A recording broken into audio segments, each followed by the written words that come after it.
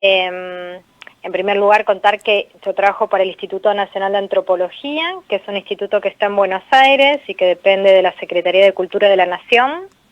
Así que nuestro trabajo, como el de cualquier arqueólogo, es investigar acerca del pasado humano, el pasado de nuestra sociedad, a través de los restos materiales.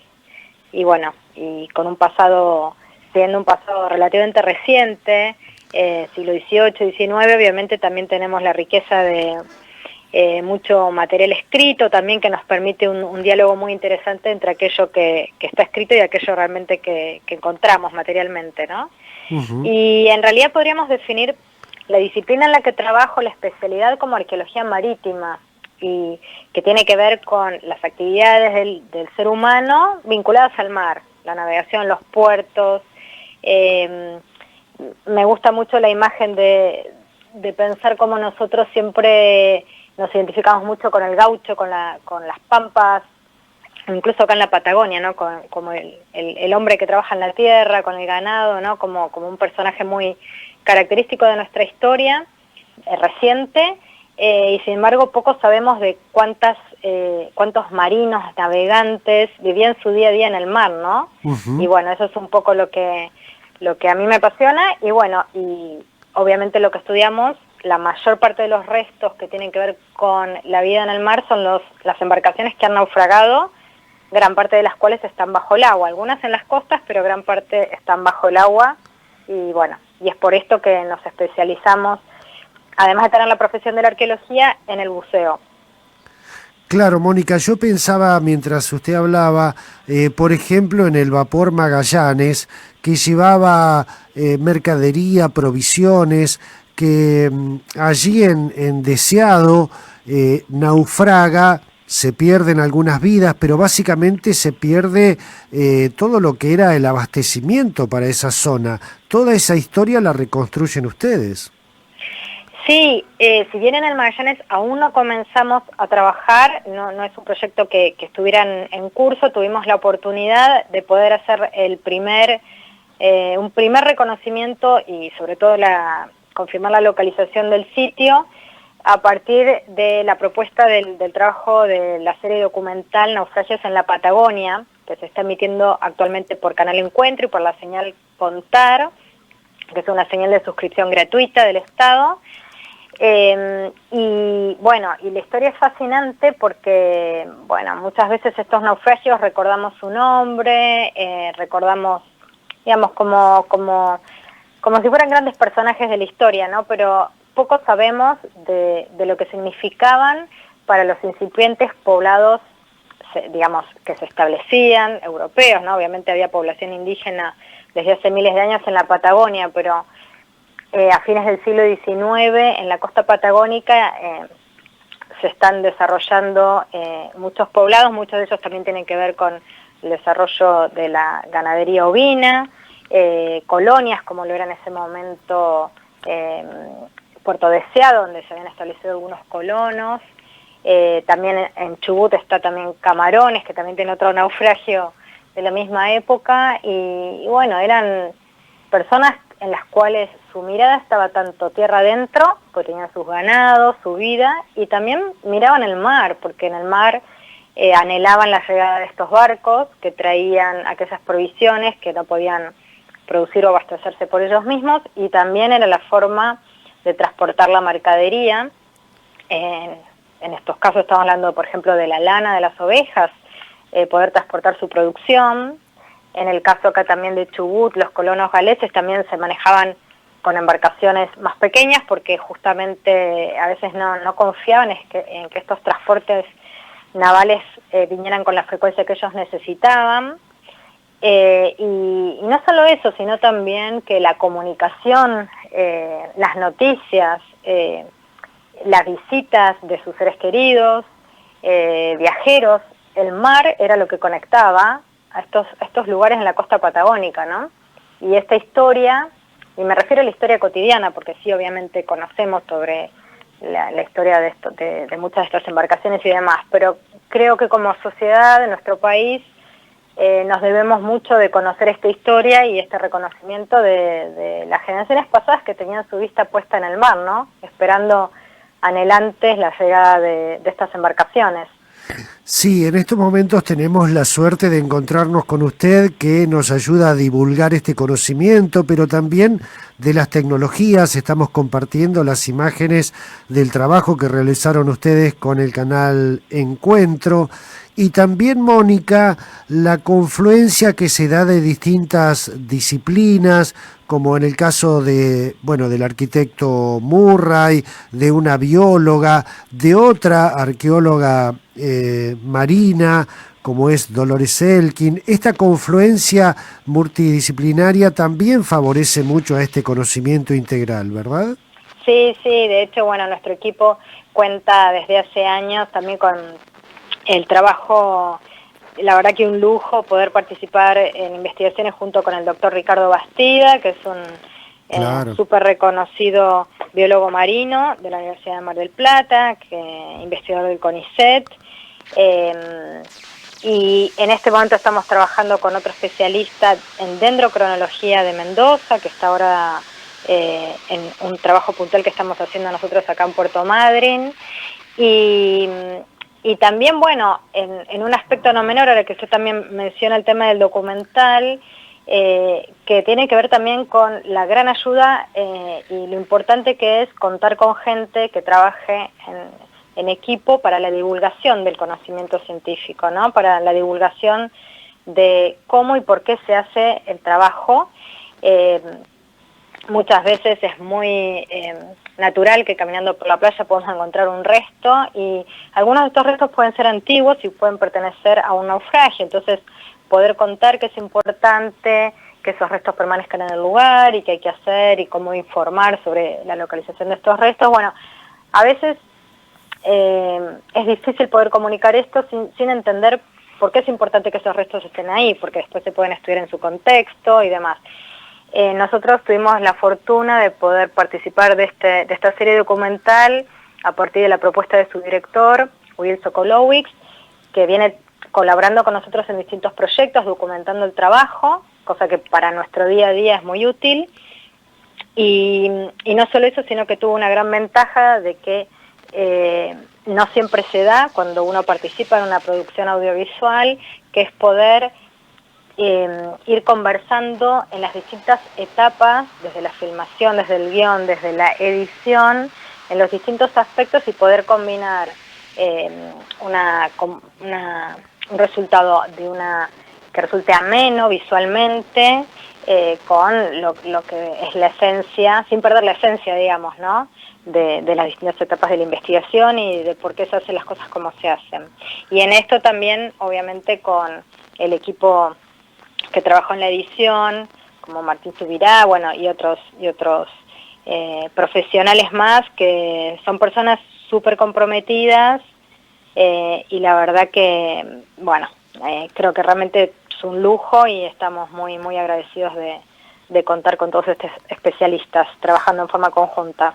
Claro, porque además lo que se observa, Mónica, es que esta participación interdisciplinaria, multidisciplinaria, cada uno trata de poner lo fundamental de lo suyo sin perder la esencia, respetando el género, la especialidad, y este es el trabajo final que se ve, que realmente es muy prolijo, muy atractivo desde el punto de vista audiovisual y también del conocimiento. Hay algunos de nuestros pueblos costeros que tienen la virtud de poder ir a la costa y ver un barco semi hundido, como es el caso allí en Puerto Madryn de el buque Folías. Pero hay otros, como bueno, usted contaba recién, el Monte Cervantes, que recién se ha hecho una primera aproximación. Esto debe ser lo más atractivo que tiene su especialidad, ¿verdad? Sí, siempre es, digamos, una sensación muy emocionante poder llegar a un lugar por primera vez. Claro. Más allá, digamos, de la emoción del descubrimiento, que bueno, es algo que creo que gran parte de los seres humanos vivimos, ¿no? Creo que al poder conocer todo el potencial que tiene la investigación arqueológica, a partir de una metodología específica, bueno, y todo el desarrollo de la disciplina, que quizás es lo más arduo a veces porque, bueno, nosotros hacemos el trabajo de campo, o sea, estamos en el agua o en la playa 15, 20, 30 días al año, quizás un poco más, pero el resto del tiempo es leer, escribir, estar en un archivo, sentarse en una computadora, escribir un proyecto de investigación, discutirlo, poder fundamentarlo.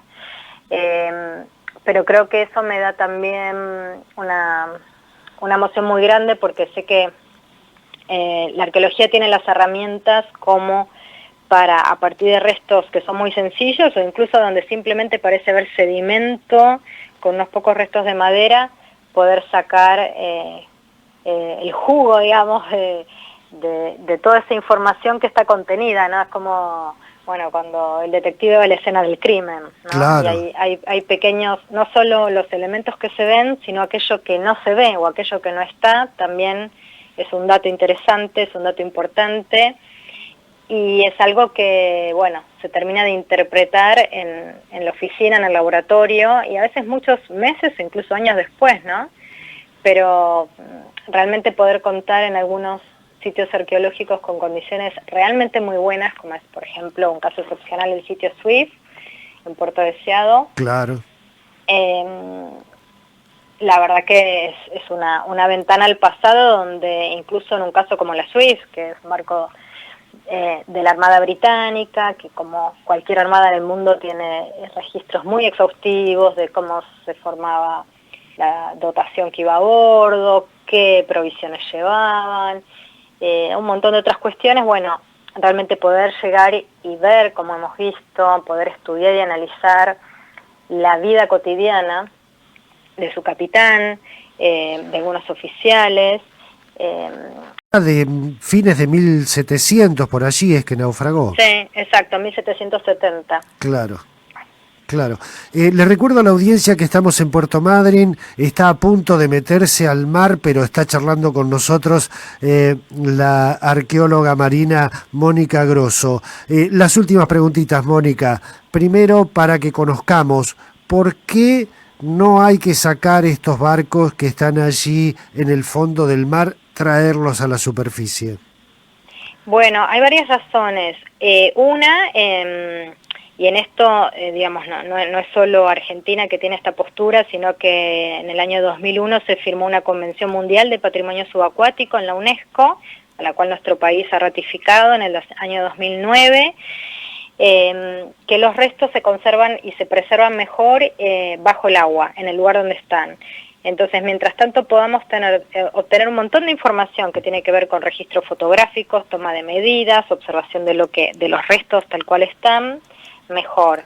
En algunos casos se puede hacer excavaciones, si se justifica que obviamente eso es algún tipo de perturbación, hay que hacer registros muy exhaustivos, porque una vez que yo muevo el sedimento, esto, o sea, un contexto, es decir, una relación de objetos, no solo entre distintos objetos, sino con distintas características del sedimento que han tardado cientos de años en llegar a formarse o ubicarse en el lugar en que los encontramos. Todo eso lleva como la historia de vida, no solo del barco cuando iba navegando, sino después que naufragó, y obviamente hay perturbaciones, es como si ocurriera una especie de terremoto donde, comparo un naufragio con un terremoto, ¿no? Donde obviamente las cosas se pueden mover de un lugar a otro, y entonces si yo encuentro la cabina de un oficial y encuentro vajilla o fragmentos de vajilla en la puerta, no necesariamente puedo asumir de entrada que eran de este oficial. Eso claro. Es algo que tengo que concluir a partir de toda una investigación. Entonces, esa es la primera razón por la cual, si hay algún hallazgo, si alguien observa algún resto, no se tiene que tocar nada, porque si yo ya lo muevo de lugar, es información que pierdo. Por otro lado, hay un tema práctico que es la conservación de los materiales. Los materiales, al estar bajo el agua, bueno, como cualquiera de nosotros puede comprobar, y más cuando el agua es agua de mar, es agua salada, hay una degradación en los metales, en el hierro es lo que nos puede resultar más familiar a todos nosotros, pero los restos orgánicos, o sea, restos de cuero, papel, madera, restos vegetales, semillas, restos de alimentos. Todo esto, bueno, al ser restos orgánicos en el ciclo de la naturaleza, su fin, su destino es degradarse. Y bajo el agua, sin embargo, dadas ciertas condiciones, por ejemplo, si se entierran rápidamente en un sedimento muy fino, si el agua es fría, a cierta profundidad, si el agua es más o menos calma, se conservan bien, o sea, sufren cierto deterioro, pero mantienen su forma, por decirlo de algún modo. Ajá. Mientras tanto no se los toque, porque a veces sucede que uno ve que hay una pieza de madera que se ve muy bien, pero la toca y es una esponja y se rompe. Entonces, es decir, que los materiales se van deteriorando hasta que alcanzan un cierto equilibrio en el ambiente que están bajo el agua. Si yo los saco del agua, hay un deterioro. Claro. Que puede ser desde la deformación porque se seca rápido hasta la destrucción total porque se pulveriza. Entonces, todos los materiales, una vez que realmente está justificado por la investigación, la extracción, deben ser sometidos a un tratamiento de conservación que requiere de especialistas, de profesionales, de un espacio físico donde, digamos, las instalaciones adecuadas y de recursos económicos a largo plazo, porque los tratamientos pueden durar años, muchos años. Entonces, bueno, es una serie de factores que aconsejan que mientras se puedan estudiar los restos en el lugar y no se los mueva de su ubicación, va a ser lo mejor. No es por un interés actual del arqueólogo que está hablando, sino por las generaciones futuras también, ¿no? Donde quizás se pueda contar con métodos y técnicas más avanzados para la investigación sin poner en riesgo la materialidad de estos restos. Claro, y darle valor a lo que es un patrimonio.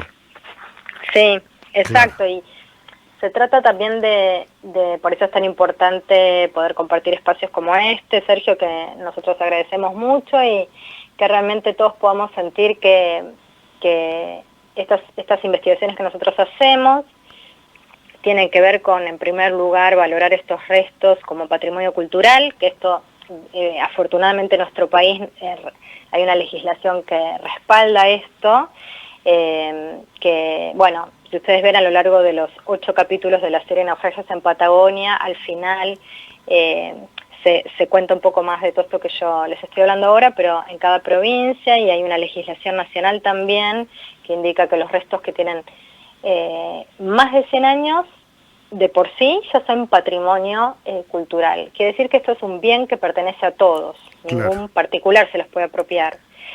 Y a veces, aunque tengan menos de 100 años, si son casos muy particulares, donde pueden proveer información única sobre el pasado, también incluso hay varias provincias como esta en la cual no hay un límite de edad, o sea, son restos del pasado humano y de por sí no importa la antigüedad que tengan, son patrimonio de todos y tenemos que cuidarlos no solo por nuestro interés de conocer nuestra historia, de saber quiénes somos, sino de las generaciones futuras.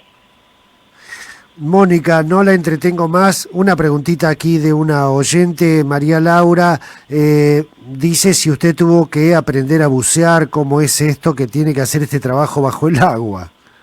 Sí, bueno, yo era estudiante de arqueología y siempre me gustaron los deportes y el buceo me resultaba atractivo. Bueno, el mar siempre me gustó y tenía una amiga que se inscribió en un curso de buceo y yo me anoté con ella, me pareció algo divertido, sin sospechar siquiera que me podía llegar a dedicar a esto, porque de hecho no existía la especialidad en la Argentina. Claro. Y un año después aproximadamente se formó un equipo donde Dolores Elkin, junto con Christian Murray, empezaron a plantear la idea de formar un equipo de arqueología, arqueología subacuática, o sea, arqueólogos que pudieran bucear y que pudieran hacer los trabajos con las mismas condiciones, digamos, de calidad metodológica que en tierra, pero bajo el agua. Y desde entonces, este equipo trabaja en el Instituto Nacional de Antropología, que los invito a visitar la página de Facebook y de Instagram también, Instituto Nacional de Antropología y Pensamiento Latinoamericano. pueden buscarlo. Bueno, se comparte también información ahí sobre los distintos proyectos en los que participamos nosotros y también obviamente otros grupos de arqueólogos que trabajan en distintas temáticas a lo largo del país.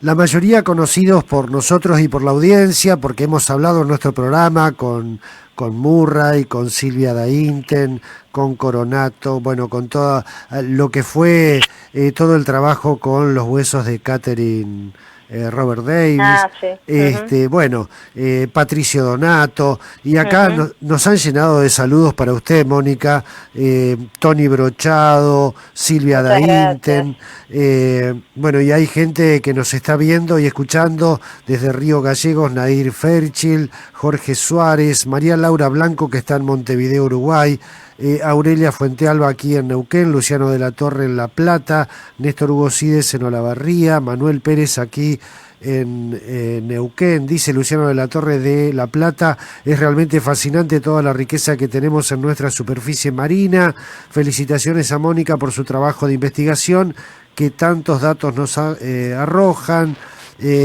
Gustavo Andrés Santucho dice excelente programa. Bueno, Mónica, Alicia Navarro también desde Buenos Aires, Elsa Sommer, el Tour de la Aldea, que es un grupo de ciclistas que están en Caleta. Bueno, muchísima gente, le agradezco muchísimo que nos haya atendido a esta hora. Bueno, Mañana, qué lindo. tempranito, se sumerge ahí en Puerto Madryn. Sí, en realidad mañana justamente no estamos buceando, estamos trabajando en uno de los naufragios que está acá en Puerto Madryn, que lo llamamos el Bahía Galenses, porque es el antiguo topónimo del lugar. Ajá. Es un barco que hasta hace poco no sabíamos cuál podría ser, pero muy posiblemente cada vez estamos más convencidos que es el Dolphin, que es un ballenero que venía del noreste de Estados Unidos y que a mediados del siglo XIX naufragó en estas costas. Y estamos haciendo un trabajo con un dendrocronólogo, que es un Ignacio Mundo, que es investigador del CONICET y del IANIGLA de Mendoza, y básicamente, explicándolo en términos muy sencillos, consiste en estudiar el anillo de crecimiento de los árboles y de ese modo conocer la antigüedad de la madera con la que se construyó este barco. Y bueno, y es una aproximación muy interesante para poder confirmar la antigüedad que tiene, ¿no?